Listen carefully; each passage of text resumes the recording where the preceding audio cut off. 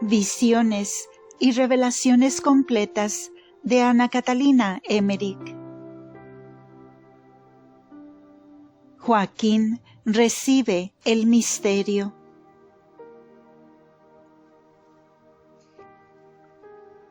El relicario de Filotea les presenta el episodio número 15.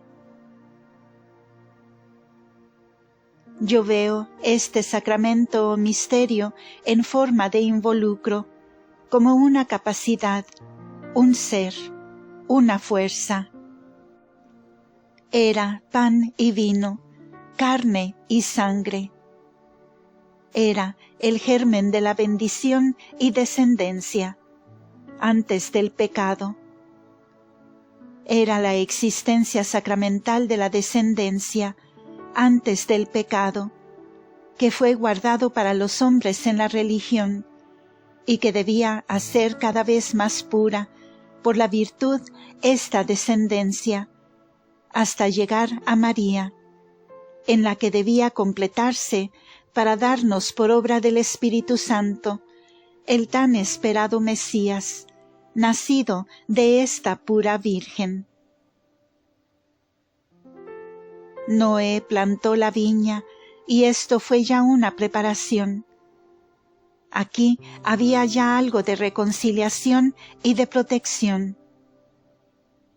Abraham recibió este misterio en la bendición, y he visto que transmitió este sacramento como una cosa real, como algo substancial.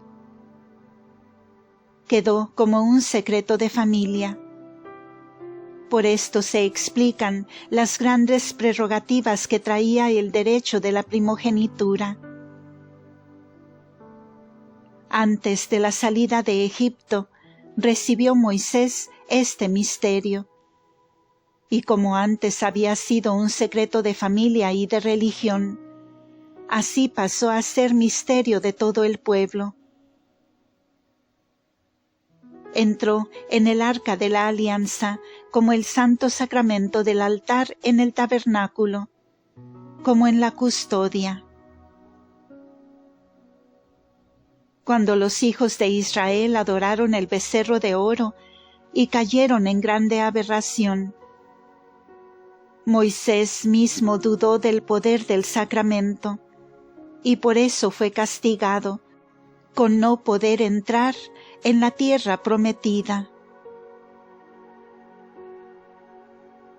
Cuando el arca de la alianza caía en manos de los enemigos o en cualquier otro peligro, era sacado el sacramento por el sacerdote, y con todo era tan santa el arca que los enemigos se veían obligados a devolverla por los castigos que recibían.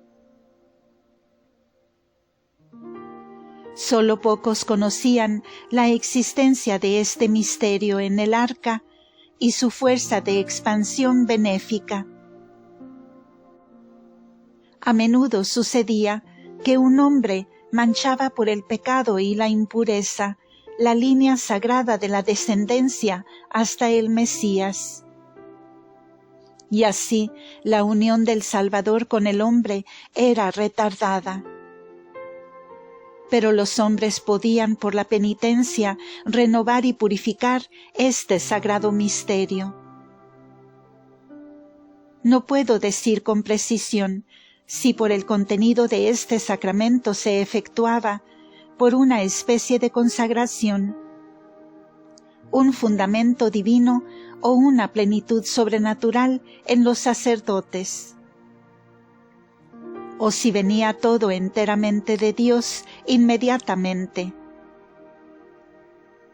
Creo lo primero, porque he visto que algunos sacerdotes lo despreciaron e impidieron la venida de la salud y fueron por ello castigados hasta con la muerte.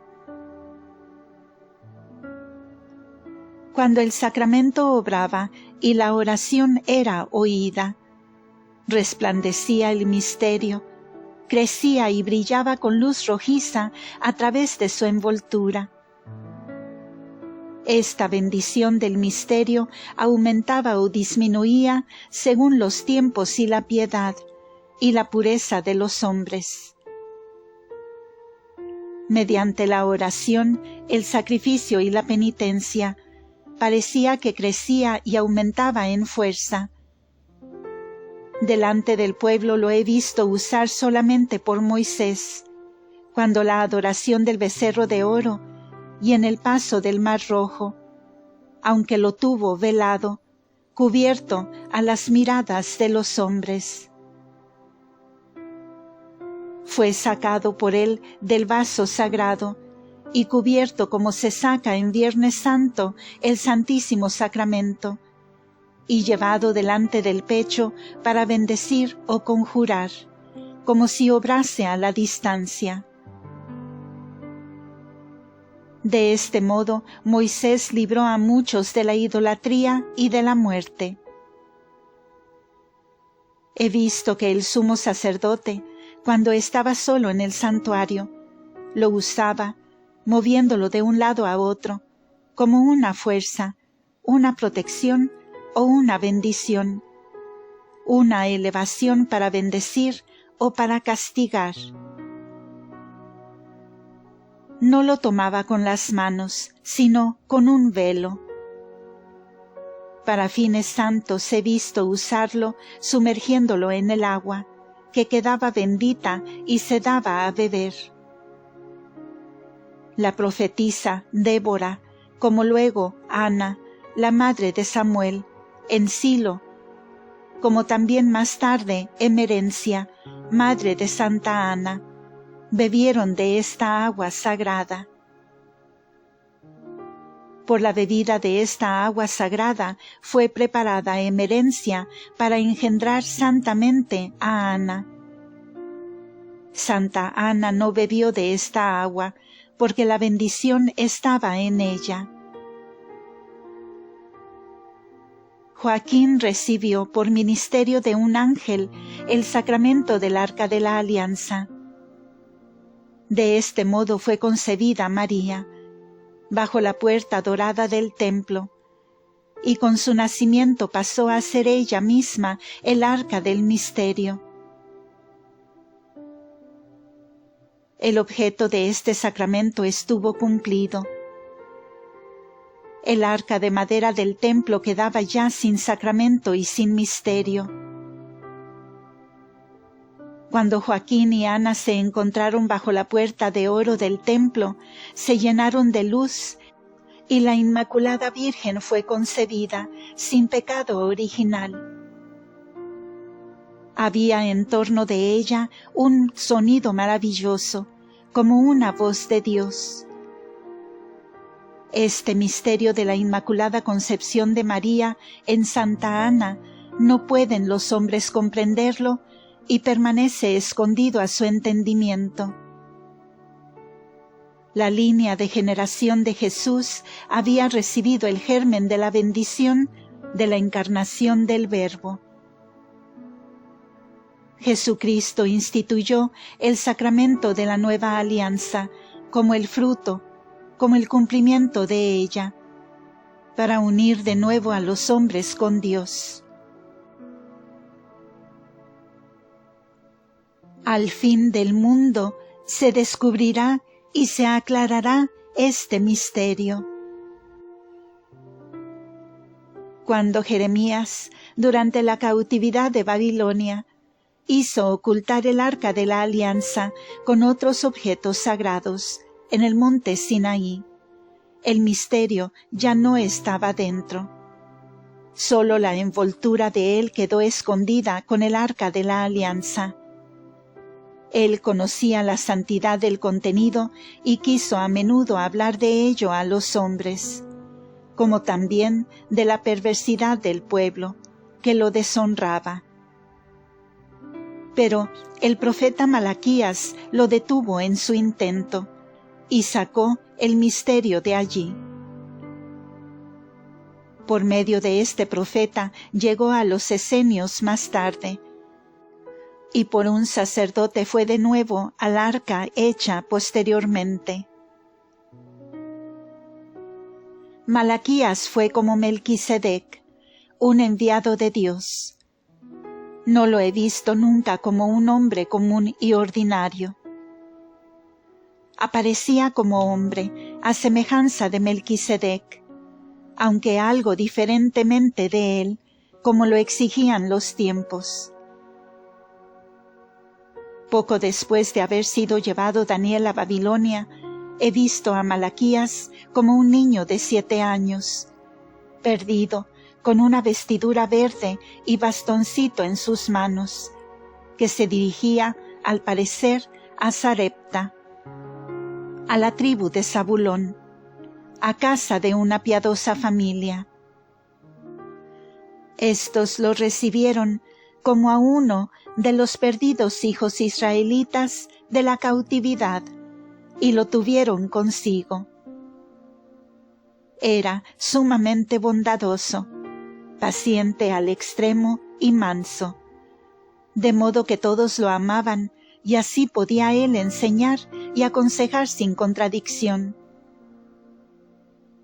Tuvo mucha relación con Jeremías y le ayudó en las grandes necesidades con sus consejos. Por él fue librado Jeremías de la cárcel en Jerusalén. El arca de la alianza escondida por Jeremías en el monte Sinaí no fue jamás encontrada. El arca que se hizo después no fue tan hermosa ni contenía lo que había en la anterior. La vara de Aarón pasó a manos de los esenios, en el monte Horeb, donde también se escondió parte de las cosas sagradas. La tribu que Moisés había destinado a la custodia del arca subsistió hasta los tiempos de Herodes. En el último día aparecerá todo lo escondido, y se aclarará el misterio, para terror de todos aquellos que lo han profanado y desconocido. Cuarta parte. Visiones de la vida de Jesucristo y de su Madre Santísima. Época primera. Desde el nacimiento de María Santísima hasta la muerte de San José. Los esenios. Visión de principios de agosto del año de 1821. Los antepasados de Santa Ana fueron esenios. Estos piadosísimos hombres descendían de aquellos sacerdotes que en tiempos de Moisés y Aarón tenían el encargo de llevar el arca de la alianza, los cuales recibieron en tiempos de Isaías y Jeremías ciertas reglas de vida.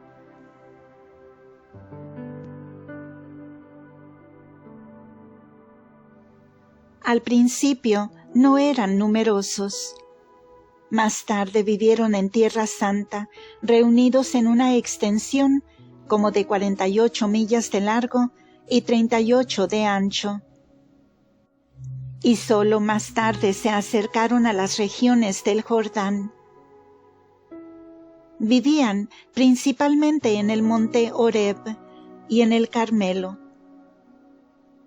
En los primeros tiempos, antes que Isaías los reuniese, vivían desparramados, entregados a la penitencia. Llevaban siempre los mismos vestidos y no los remendaban, no cambiándolos hasta que se les caían de puro viejos. Vivían en estado de matrimonio, pero con mucha pureza de costumbres. A veces, de común acuerdo, se separaban hombre y mujer, y vivían cierto tiempo entregados a la oración. Cuando comían, estaban separados los hombres de las mujeres, Comían primero aquellos, y cuando se alejaban los hombres, lo hacían las mujeres. Ya desde entonces había, entre estos judíos, antepasados de Ana y de la Sagrada Familia. De ellos también derivan los llamados hijos de profetas. Vivían en el desierto y en los alrededores del monte Horeb. En Egipto también he visto a muchos de ellos. Por causa de las guerras estuvieron un tiempo alejados del monte Horeb, pero fueron nuevamente recogidos por sus jefes. Los macabeos pertenecieron también a ellos. Eran grandes veneradores de Moisés. Tenían un trozo de vestido de él que éste había dado a Aarón y que les había llegado en posesión. Era para ellos cosa sagrada, y he visto que en cierta ocasión unos 15 murieron en lucha por defender este sagrado tesoro. Los jefes de los esenios tenían conocimiento del misterio encerrado en el arca de la alianza. Los que permanecían célibes formaban una agrupación aparte, una orden espiritual, y eran probados largamente durante varios años antes de ser admitidos. Los jefes de la orden los recibían por mayor o menor tiempo, según la inspiración que recibían de lo alto. Los esenios que vivían en matrimonio observaban mucho rigor entre ellos y sus mujeres e hijos, y guardaban la misma relación con los verdaderos esenios que los terciarios franciscanos respecto a la orden franciscana. Solían consultar todos sus asuntos al anciano jefe del monte Horeb. Los esenios célibes eran de una indescriptible pureza y piedad. Llevaban blancas y largas vestiduras que conservaban perfectamente limpias. Se ocupaban de educar a los niños. Para ser admitidos en la orden debían contar por lo menos 14 años de edad. Las personas de mucha piedad eran probadas por solo 1 año. Los demás por 2. Vivían en perfecta pureza y no ejercían el comercio. Lo que necesitaban para el sustento lo obtenían cambiando sus productos agrícolas. Si un esenio faltaba gravemente, era arrojado de la orden, y esta excomunión era seguida generalmente de castigo, como en el caso de Pedro con Ananías, es decir, moría. El jefe sabía por revelación divina quién había faltado gravemente. He visto que algunos debían solo hacer penitencias. Se ponían un saco muy tieso, con los brazos extendidos, que no se podían doblar, y el interior lleno de puntas agudas. Tenían sus cuevas en el monte Horeb. En una cueva mayor se había acomodado una sala de mimbre, donde a las 11 reuníanse todos para la comida en común. Cada uno tenía delante un pequeño pan y un vaso. El jefe iba de uno a otro, bendiciendo los panes. Después de la refección, cada uno volvía a su celda. En esa sala vi un pequeño altar, y sobre él panes bendecidos cubiertos, que luego se distribuían a los pobres. Poseían muchas palomas tan mansas que picoteaban en las manos. comían de estas palomas, y supe que tenían algún culto religioso por medio de ellas, porque decían algo sobre las aves y las dejaban volar. De la misma manera he visto que decían algo sobre corderos, que luego dejaban vagar por el desierto. 3 veces al año iban al templo de Jerusalén. Tenían sacerdotes entre ellos, que cuidaban de las vestiduras sagradas, a las cuales purificaban, hacían de nuevo y costeaban su hechura. Se ocupaban de agricultura, de ganadería y especialmente de cultivar huertas. El monte Horeb estaba lleno de jardines y árboles frutales, en medio de sus chozas y viviendas.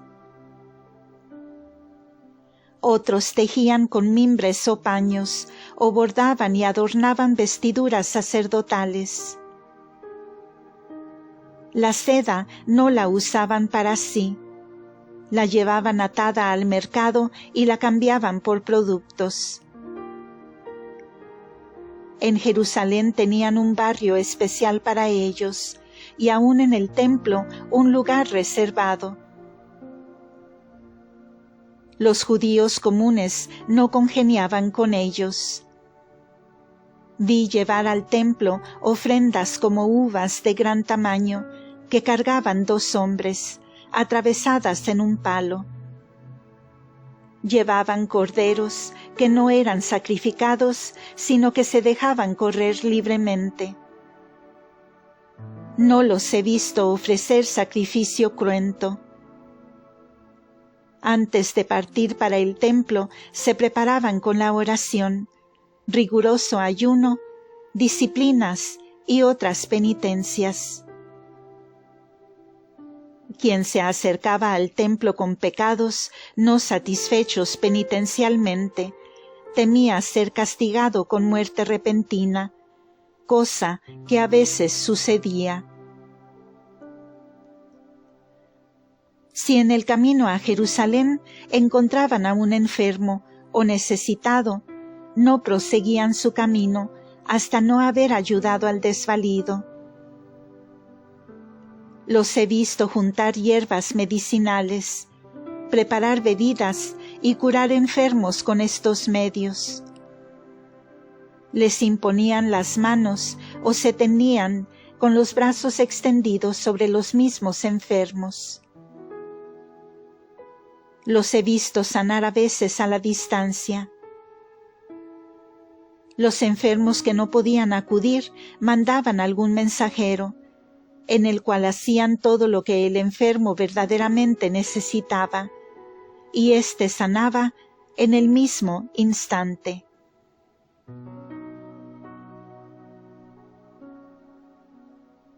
Ascendientes de Santa Ana. Visión del agosto 16 de 1821. En tiempo de los abuelos de Ana era jefe de los esenios el anciano Arcos. Este hombre tenía visiones en la cueva de Elías, en el monte Horeb, referentes a la venida del Mesías. Sabía de qué familia debía nacer el Mesías. Cuando Arcos tenía que profetizar sobre los antepasados de Ana, veía que el tiempo se iba acercando. Ignoraba, empero, que a veces se retardaba e interrumpía el orden por el pecado, y por cuánto tiempo era la tardanza. Sin embargo, exhortaba a la penitencia y al sacrificio. El abuelo de Ana era un esenio que se llamaba Estolano, antes de su matrimonio. Por su mujer y por las posesiones de ésta, se llamó después Garesha o Sarsiri. La abuela de Ana era Mara, en el desierto, y se llamaba Moruni, o Emorún, esto es, Madre Excelsa. Se unió con Estolano por consejo del profeta Arcos, que fue jefe de los esenios por 90 años, y era un santo varón con quien siempre se aconsejaban antes de contraer matrimonio, para oír su palabra y acertar en la elección. Me extrañaba ver que estos santos hombres y profetas siempre profetizaban sobre descendencia de mujeres, y que los antepasados de Ana y la misma Ana tenían siempre hijas mujeres. Parecía que fuera su intento religioso preparar recipientes puros que debían dar hijos santos, como el precursor, el Salvador, los apóstoles y los discípulos. Fin de este episodio. Continuará en el siguiente audio. Gracias por escuchar.